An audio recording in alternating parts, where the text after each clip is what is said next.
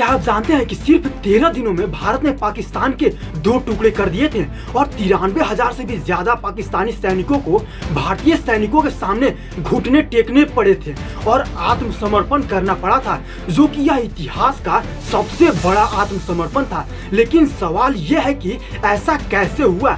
कैसे भारत ने सिर्फ एक युद्ध से न केवल पाकिस्तान को हराया बल्कि एक नए देश बांग्लादेश को भी जन्म दिया? आज मैं आपको 1971 की भारत और पाकिस्तान युद्ध की वो पूरी कहानी सुनाऊंगा, जो कि आपको एक भारतीय होने पर गर्व महसूस कराएगा। तो चलिए जानते हैं। साल 1947 जब भारत और पाकिस्तान का बंटवारा हुआ तो पाकिस्तान 2 हिस्सों में बना, एक पश्चिम में जो कि आज का पाकिस्तान है और दूसरा सैकड़ों किलोमीटर दूर पूरब में जो कि आज का बांग्लादेश है। लेकिन पहले पूर्वी पाकिस्तान था। नाम तो एक था पाकिस्तान, लेकिन दिल, दिमाग और संस्कृति बिल्कुल अलग थी। पूर्वी पाकिस्तान में ज्यादातर लोग बंगाली थे, उनकी भाषा, पहनावा, खान पान सब अलग था। लेकिन सत्ता थी पश्चिमी पाकिस्तान के पंजाबी और पठान नेताओं के हाथ में। पूर्वी पाकिस्तान के लोगों को हमेशा निचले दर्जे का नागरिक समझा जाता था, उनकी आवाज दबाई जाती थी, उनके संसाधन लूटे जाते थे। तो जब 1970 में पाकिस्तान में आम चुनाव हुए तो पूर्वी पाकिस्तान की पार्टी अवामी लीग, जिसे लीड कर रहे थे शेख मुजीबुर रहमान, ने चुनावों में धमाकेदार जीत दर्ज की। अवामी लीग ने संसद में बहुमत हासिल कर लिया था, लेकिन सत्ता पश्चिमी पाकिस्तान के नेताओं को देनी थी और वो लोग किसी भी कीमत पर बंगालियों को हुकूमत में नहीं आने देना चाहते थे। यही वो मोड़ था जब पाकिस्तान की फौज ने तानाशाही का रास्ता चुना और पूर्वी पाकिस्तान में नरसंहार करना शुरू कर दिया। 25 मार्च 1971 की रात पश्चिमी पाकिस्तानी सेना ने पूर्वी पाकिस्तान और उनके अन्य शहरों में ऑपरेशन सर्च लाइट शुरू कर दिया। उनका मकसद था बंगाली स्वतंत्रता आंदोलन को कुचल देना और इंसानियत को शर्मसार कर देना। स्कूल कॉलेजों पर गोलियां बरसाई गई, लाखों लोगों को चुन चुन कर मारा गया, हजारों महिलाओं का अपहरण और उनके साथ दुष्कर्म किया गया, गांव के गांव जला दिए गए और बर्बरता की सारी हदें पार कर दी गई। पूरा पूर्वी पाकिस्तान दर्द और आक्रोश में जल रहा था। लाखों लोग जान बचाकर भारत की ओर भागने लगे। भारत के पूर्वी इलाकों में शरणार्थियों का सैलाब आ गया। आर्थिक दबाव तो था ही, लेकिन उससे भी बड़ा था मानवता का सवाल।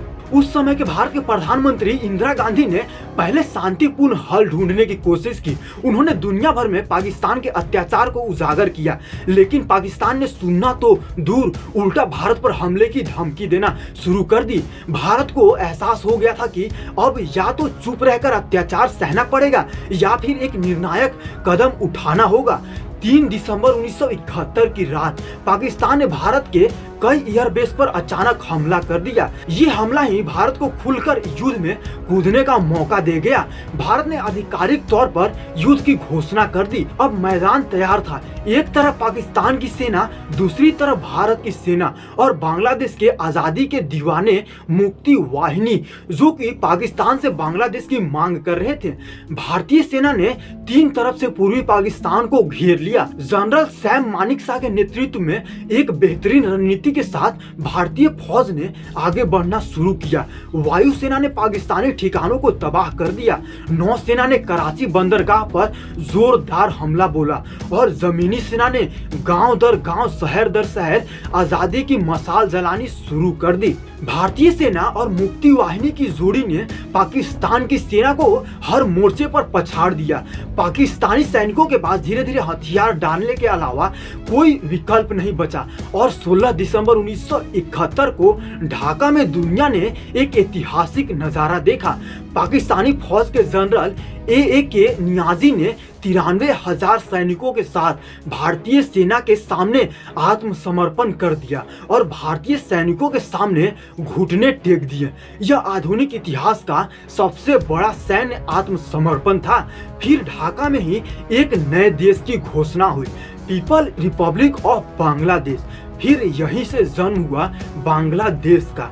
शेख मुजीबुर रहमान को उनकी मातृभूमि वापस मिली, बंगाली जनता को अपनी आज़ादी मिली और भारत ने दुनिया को दिखा दिया कि सही के लिए लड़ा जाए तो जीत हमेशा न्याय की ही होती है। 1971 का युद्ध सिर्फ एक सैनिक जीत नहीं थी, ये जीत थी इंसानियत की, न्याय की और आत्मसम्मान की। भारत ने दिखा दिया कि वह न केवल अपनी सीमाओं की रक्षा कर सकता है, बल्कि पड़ोसी देश में हो रहे अत्याचार के खिलाफ भी डटकर खड़ा हो सकता है। बांग्लादेश आज भी अपने अस्तित्व के लिए भारत का आभार मानता है। तो दोस्तों, ये थी 1971 के भारत पाक युद्ध की पूरी कहानी, वो कहानी जिसने इतिहास बदल दिया। अगर आप सच में भारतीय होने पर गर्व महसूस करते हैं तो इस वीडियो को लाइक करके अपने सभी दोस्तों के साथ शेयर जरूर कीजिएगा और कमेंट में बताइए कि आपको इस ऐतिहासिक जीत का कौन सा पहलू सबसे ज्यादा प्रेरणादायक लगा। और चैनल को सब्सक्राइब करना बिल्कुल ना भूलें, क्योंकि हम आपके लिए ऐसे ही दिल छू देने वाली